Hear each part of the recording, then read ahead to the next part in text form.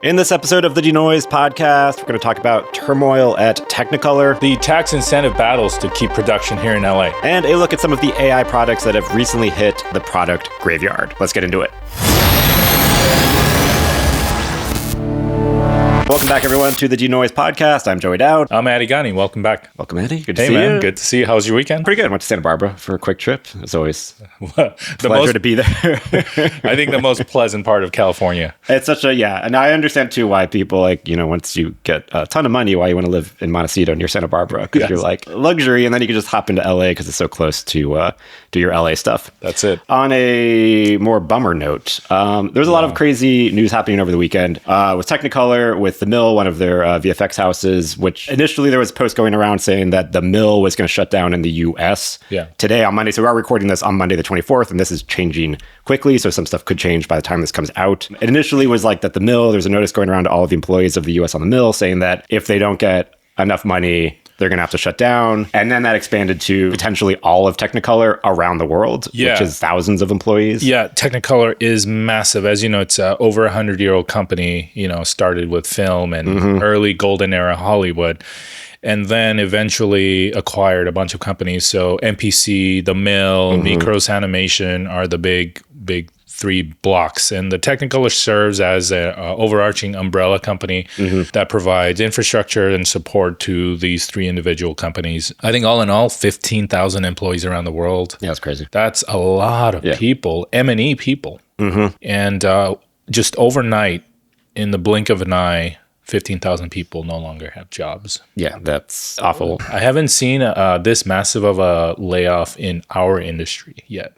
I mean, I feel like it's rare, too, that there's so few companies that, aside from a big studio, that have so many employees, too, where then if they hit financial strain or was this out of the blue? I mean, they've been struggling. Yeah, that's very true. So I know for a fact when Technicolor had a reevaluation of their stock. I think this was a couple years ago in 22 or 23. At that point, we sort of knew Technicolor was in trouble, but perhaps they were able to restructure. They were out of it. Some companies are able to manage that. Turns out, no, they couldn't. Are we just entering a reality too where large VFX houses that kind of rely on big blockbuster films to pay the bills are just not going to be sustainable anymore? Yeah, I mean, let's even take a couple steps back. I mean, how many 100 million plus movies will be produced currently in the world today versus 10 years ago versus 20 years ago, right? And so if there is a very limited number of 100 million plus movies, then there is a very limited number of 10 million plus contracts that go out to VFX companies. And giant corporations like Technicolor rely on those massive deals to keep them afloat, keep them profitable. The most recent for scope of project, Mufasa, the Lion King films, those are the kind of movies. They recently worked on big, these huge hundreds of millions of dollar budget films that are few and fewer. Yeah. And I don't foresee a world where we're going to go back to more 100 million plus dollar movies. The number is only going to shrink, and the overall volume of movies won't shrink, but the budget per production is shrinking. And this is the new reality we live in. So I think if you deduce that into what a VFX company of the future looks like, to me, it's not Technicolor or the Mill or MPC. It's smaller companies, maybe 50 employees, 100 employees max, remotely distributed around the world to take advantage of talent everywhere in India or here or in Vancouver. And that is the future. You got to be small, nimble, agile, and take on movie productions with $50 million budgets, $25 million budgets, $10 million budgets. That's been possible for a little bit, where to have a nimble remote team. Part of me wonders, too, how much of the decision of a studio was to go with the big, established, safe company. Right. Kind of reminded me of the quote of no one gets fired for hiring IBM or something like that, where it's maybe there's other companies could do it better or cheaper, but you're I'm going to go with the safe bet and know they'll deliver. But that reality is changing. Well, Mufasa was done by MPC because I believe MPC did The Lion King with John Favreau, almost 10 years ago now? The first live action one. The movie landscape back then was completely different. And they were just making sure that there was continuity in the technology and the look and feel of the movie. So they went again, I'm guessing. That was a lot of new. I mean, were they the ones behind the new technology that was like the kind of the original quote virtual production with a virtual camera and a virtual environment, not the LED wall virtual you nailed production. it. But you nailed it. That was the very first one that did that. That was a pivotal moment for the VP operate. industry. Yeah. Not necessarily ICVFX, but location scouting, virtual camera moves, and everything Jon Favreau did with VR glasses and motion capture and things like that. So I know for Lion King 2 or Mufasa, they did replicate the same workflow all over again. And again, that stuff is just so massive and such a giant engine to spin up. It's like Avatar production. Yeah. And as we just pointed out, that's one every 10 years. Yeah. So, I mean, it's not enough to keep a huge machine like this running. Yeah. I mean, if you can keep a track of how many big blockbusters come out every year, you can kind of sense where the total volume of $100 million+ movies are going. 5-6 years ago, pre-pandemic, there was so many summer movies coming out, the big ones, that you'd be like, oh my God, I can't wait to watch like 15 of these. And now there's like maybe 3 or 4 that are just going to be like the big headline movies. And also how much was disrupted by COVID and the strikes and everything was sort of disrupting the pipeline of production and keeping that cash flow coming in if you were reliant on big budget movies kind of continuously coming through to pay for your operations. Yeah. I mean, box office is like a fraction of what it used to be. And you adjust it for inflation, it's even less. And I don't see box office numbers going back up. So the only way you generate revenues now is through streaming.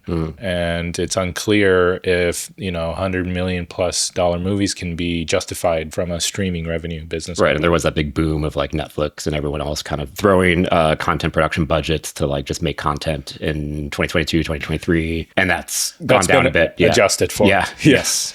The other thing that stood out to me too, and this is kind of just speculation, but obviously like AI is rising too, and we're seeing more and more potential. Like I don't think AI, it's not at the level yet where you could do this caliber of effects, but it's getting there. And the thing that stood out to me as well was a lot of the kind of common refrain with AI is when it comes to visual effects, it's like, oh, no one likes doing rotoscoping or those automated tasks and stuff. And true. Yeah. But in a large company like this, how many of the people actually are the entry level kind of doing when you had to just throw a lot of people at doing tedious rotoscoping pixel I would imagine work. Even unlike the MPC, the Mill Bangalore India side of things, or DNEG's India studios, that's where it's done because it's tedious labor and rate per hour is much cheaper.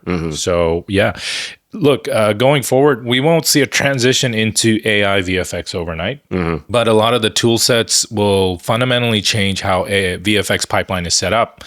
And so this is perhaps a renewal of the industry, in a weird way. And a lot of these people will, I guarantee you, transition over to VFX 2.0 or VFX 3.0, right? Smaller, nimble teams. Yeah, we saw a VFX crisis in the late 90s with, when Rhythm and Hues went bankrupt and Digital Domain in its first version was under a lot of trouble. And the industry kind of innovated their way out of it. And now we're going to maybe see another chapter of that. Yeah, it's just a painful transition point or just it's a lot something of people. Happened. Yeah. It's just the sheer volume of people and lives affected. That's the most tragic part about all of this. Yeah. Yeah, I know several Technicolor employees here in LA who were impacted. I'll just do a mention too. Like on VP Land, we do have a job posting, so we kind of post anything we find in the VFX related realm. So we'll have a link to that. It's vp-land.com. We try to source any job postings and stuff we find. Amazing. Yeah. So great. What hopefully could be a resource to everyone impacted. We'll continue to cover this over the next few episodes. I think this is going to develop, and we're going to get more analysis and sort of just a better predictor of where the industry is heading. Yeah. Speaking of sort of indicator of where industry is heading, there was another story. DNEG acquired Metaphysic AI. One of the co-founders was the original guy behind the Tom Cruise deepfake, and they've kind of refined and developed the deepfake technology for here, which de-aged Tom Hanks and Robin Wright. Yep. So yeah, what do you see about this with this kind of push into AI for visual effects? Yeah, this is an interesting one because this is where you are altering the replica of an actor, which is protected by SAG and all those things and all those AI clauses that were controversial. The fact that AI is in such a sacred space and is able to have a company acquired by a giant VFX studio shows me progress in that mainstream adoption of AI in content production. So this is a huge indicator that AI is here and it's ready and it's being used. Mm-hmm. Yeah, that was a very practical use case of, I'm thinking back to, it was a practical use case of de-aging or altering actor appearances while still obviously maintaining their performance and the essence of being an actor. But I'm thinking back to when some of this process, like the de-aging process, was kind of first coming out with The Irishman. Yeah. And they had to shoot with like 3 cameras, and it was like a very complicated process, like physically on set. And now here, they're able to do it almost real time. Yeah, I think they have kind of like a Snapchat face filter, sort of like not like in that kind of behavior where like they're able to be on set and like look in the director monitor. It locks into the actor's face, and I think it doesn't do the neck and the ears.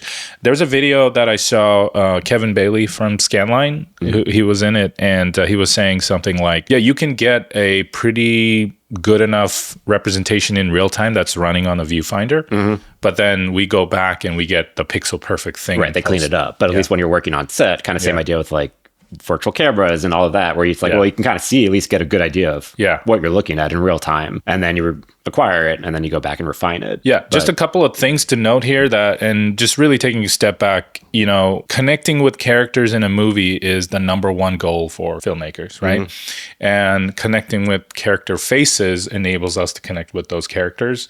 So this is like much bigger deal than just face swapping. This is like fundamentally how story is going to be told.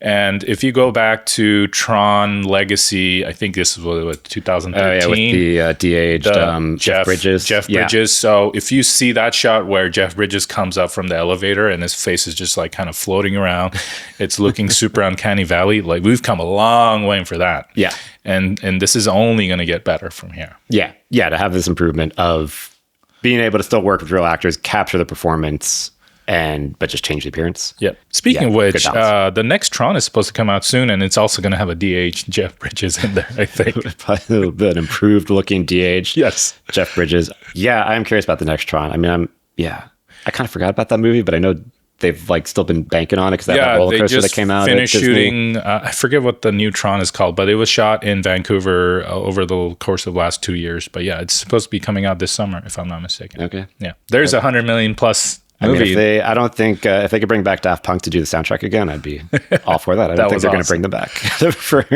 get Daft Punk out of retirement for another soundtrack. Yeah. The other thing to note here is Prime Focus or DNEG also acquired Ziva earlier, I believe.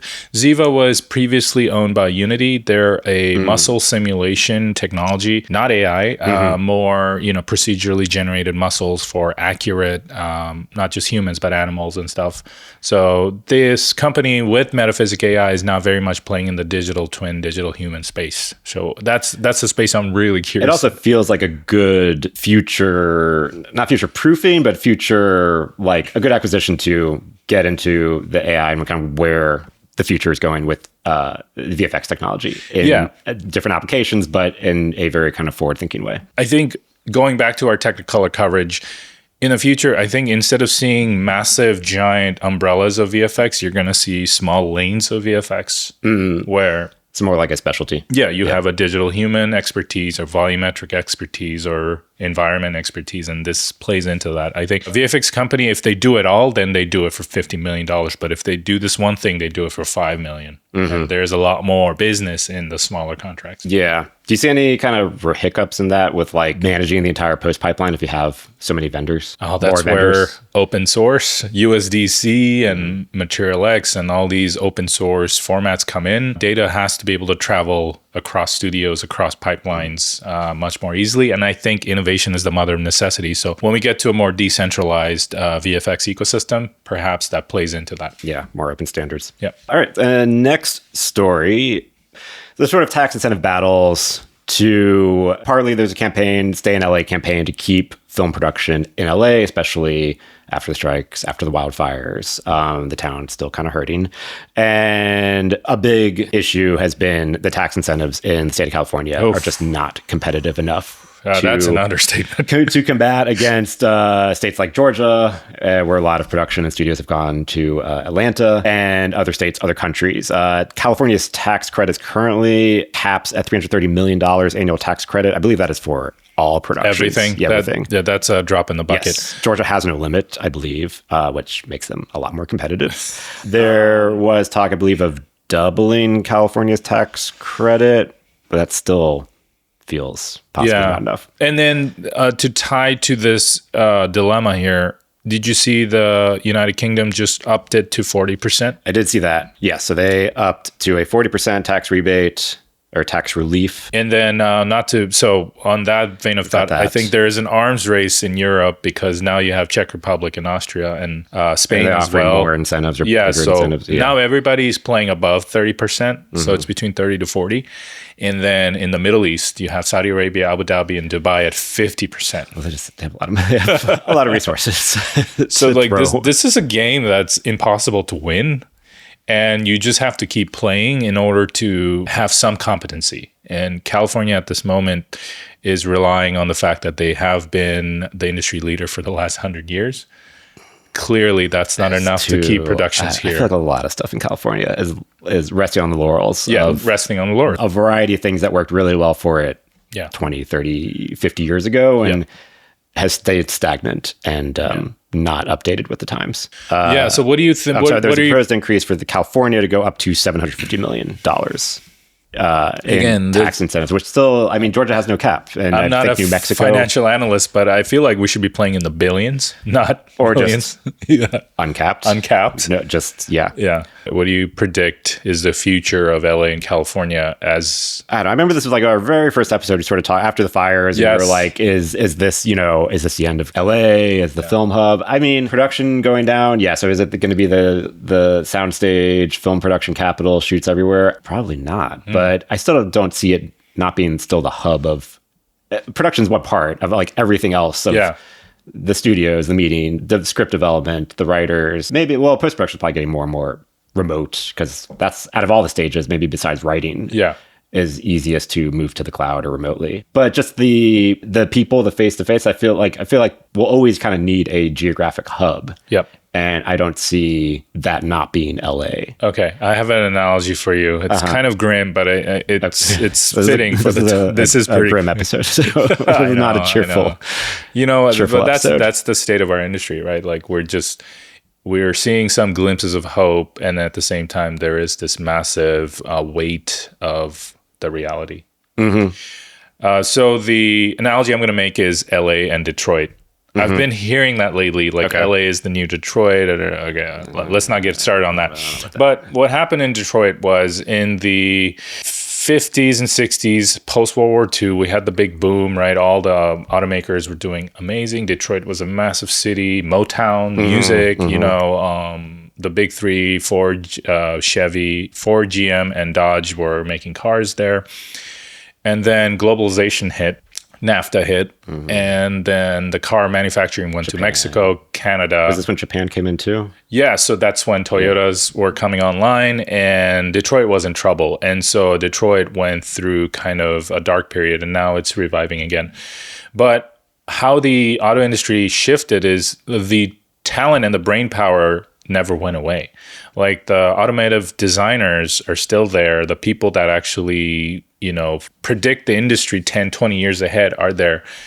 And the R&D is done in Detroit.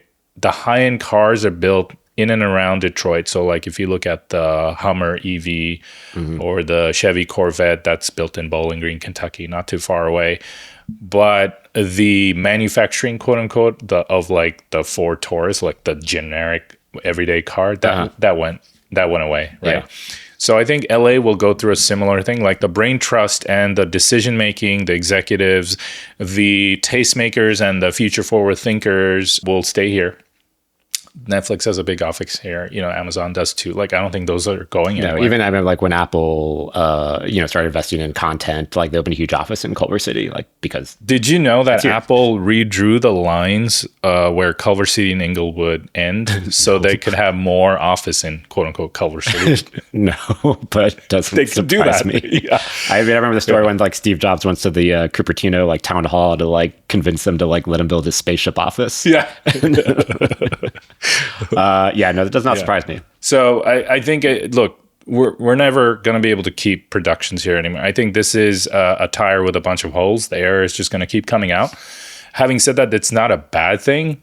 If you want to play in the top pyramid side of the industry where all the decision making happens, all the cool stuff, the technology, the creative development happens, the branding happens, this is the town for you. Yeah, there's no other just spot with all of the central brain power and knowledge. Again, like similar to Technicolor, it hurts the just like regular kind of like working like class, the VFX artists, but in this case, the BTL people, like the camera team, script, crew, like all of the like production support people who are just below the line, that are just working, just regular kind of middle class, like just working in the industry. It hurts that. And that sucks. Again, sucks. Yeah. But yeah, I mean, going back to like LA not losing it, I'm thinking back to just when even 10, 20 years ago when the sort of tax incentives would bounce around. And so I remember there were a lot more incentives in Florida, film incentives in Florida.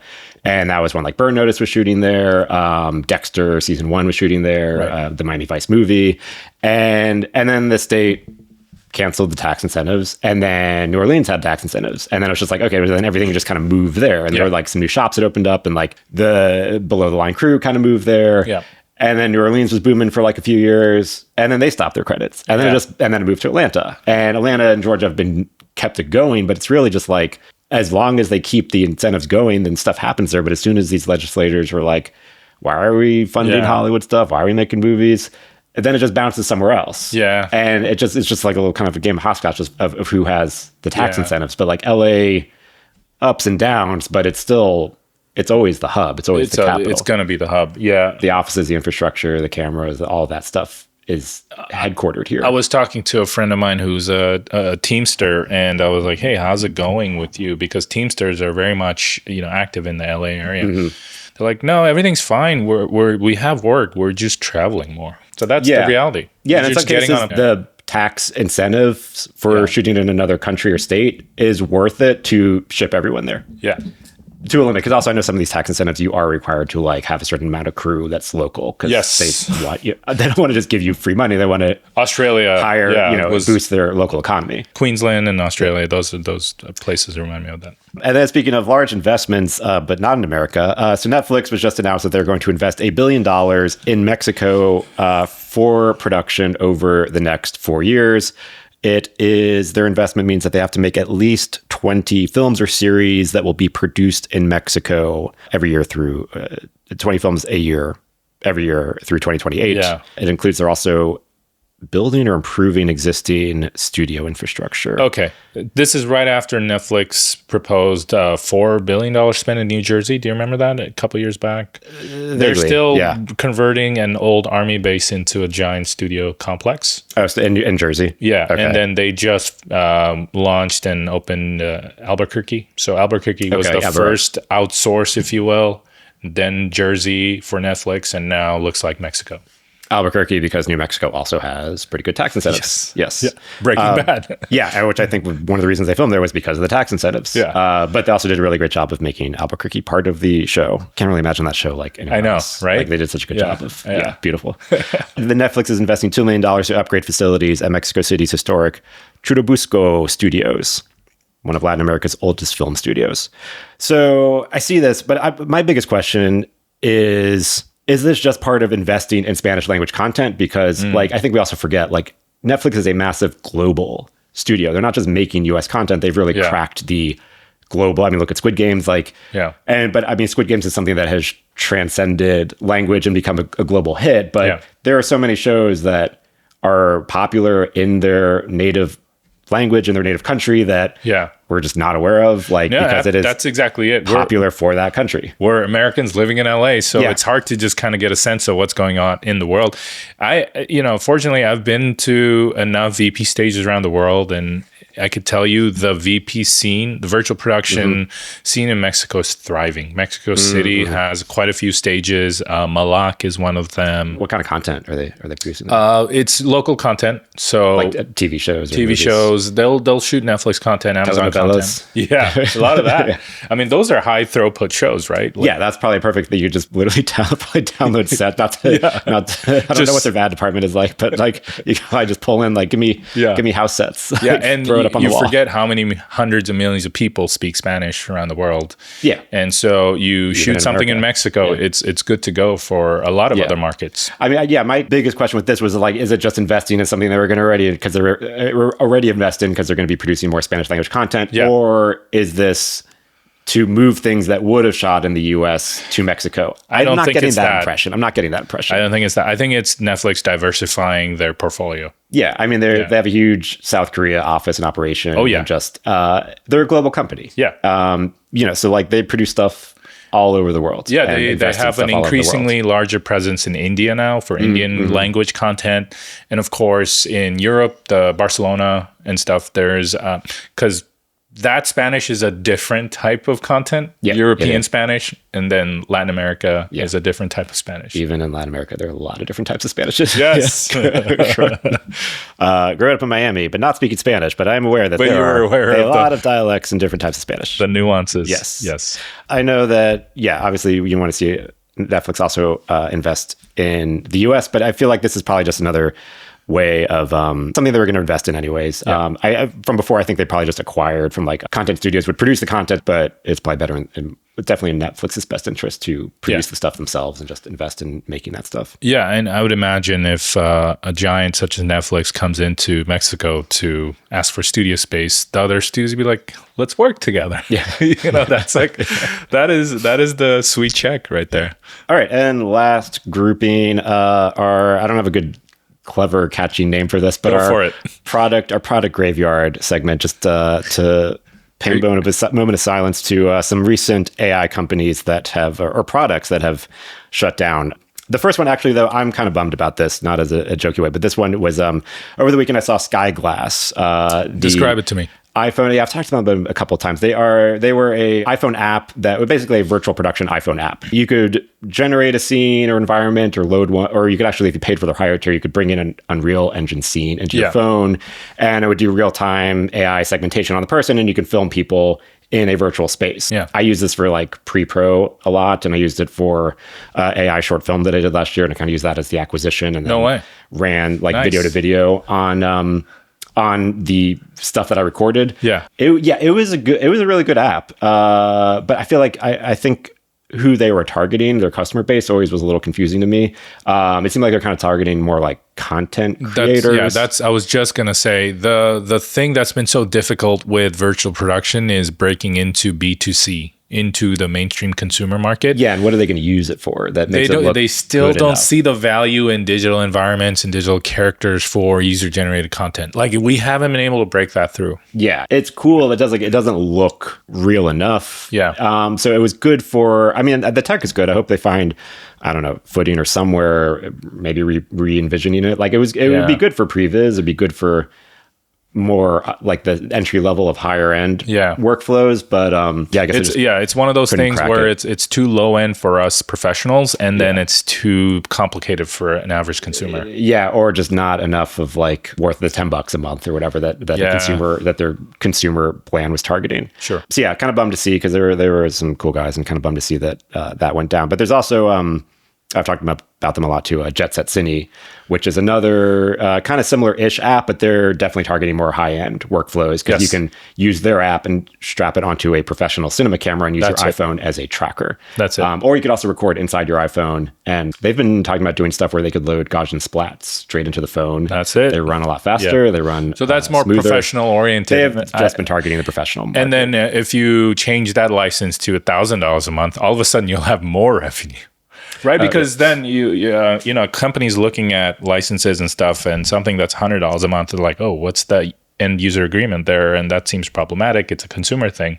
But then you have an enterprise license model at $1,000 a month, and it's way easier of a pill to swallow. Ironically. Yeah.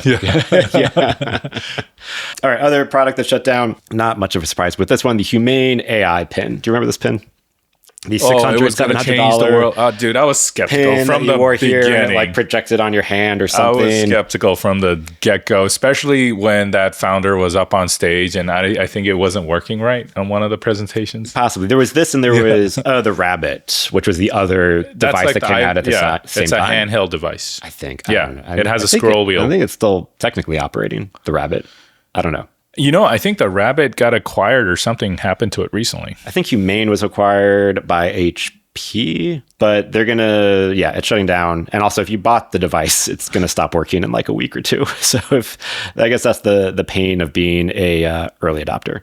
HP bought them for their IP for $116 million. Well, I could see HP rolling out that technology into every laptop and PC they make. Yeah, I'm sure there's some good underlying stuff there. But to have a separate device, I don't think anything's going to beat a smartphone.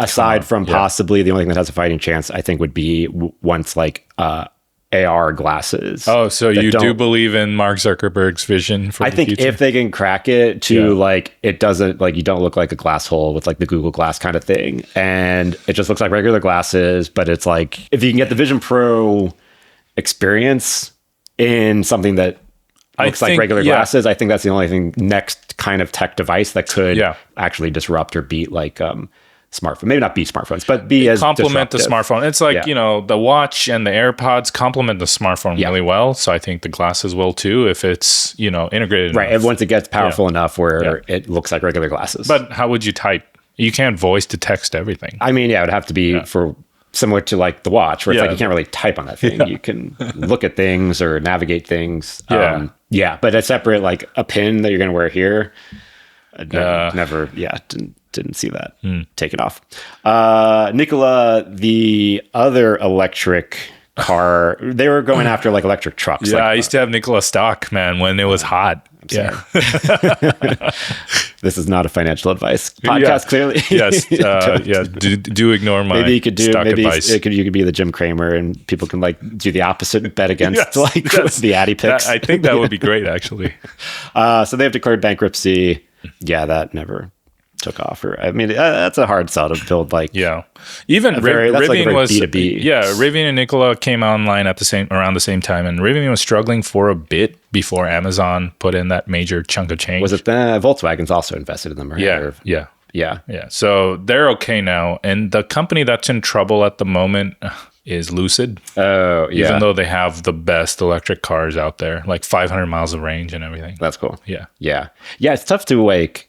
Also, if you're a consumer, to be like, oh, do I get this electric car when, I mean, if the company goes up, that is like, well, that's a car. That's like, what happened to Fisker, right? Like the Fiskers, when they relaunched, they sold a few Fisker entry-level SUVs. Now all those owners are like, how do I get it fixed? Right. What do you do? Like, when you can see one thing when it's a pin and it's like, well, I'm an idiot. I burned $700. But now it's like, this is my car. This is my car. My car won't start. Who do I call to start up my car? Yeah. I don't know. Maybe one day the podcast will get big enough where if we review a car company with a bad review video, we will destroy an entire company. Not saying Marquez destroyed Fisker, but that was a powerful video. Yeah. Chime. So Amazon shut down Chime. Did you ever hear Chime? Me either. Describe it to me, please. I only found out about it from the Zoom news. alternative. It was a Zoom alternative, a video chat alternative that Amazon built called Chime. I did not even know it existed. What was the differentiator? I have no idea. I don't know. I think they're just maybe, I don't know if this was built during the COVID boom and they're like, let's get in on this. Yeah. I didn't even know it existed. And I guess if it paired it with your Prime subscription. Launched in 2017 with a focus on business usage. Chime had little adoption outside of Amazon. Well, you can put it with the Fire phone. I don't know. Okay. Maybe it was like an ecosystem play. I could see that. I mean, it probably wasn't that much of a lift if to you build. think about like Google, Hangout, Microsoft Teams, and Zoom, like those are the big three. Why wouldn't Amazon want a piece of that? Yeah, I guess it was worth a shot. Yeah, you can throw some ads in there, make billions of dollars. You can pay for the Chime Plus experience without ads in between your call.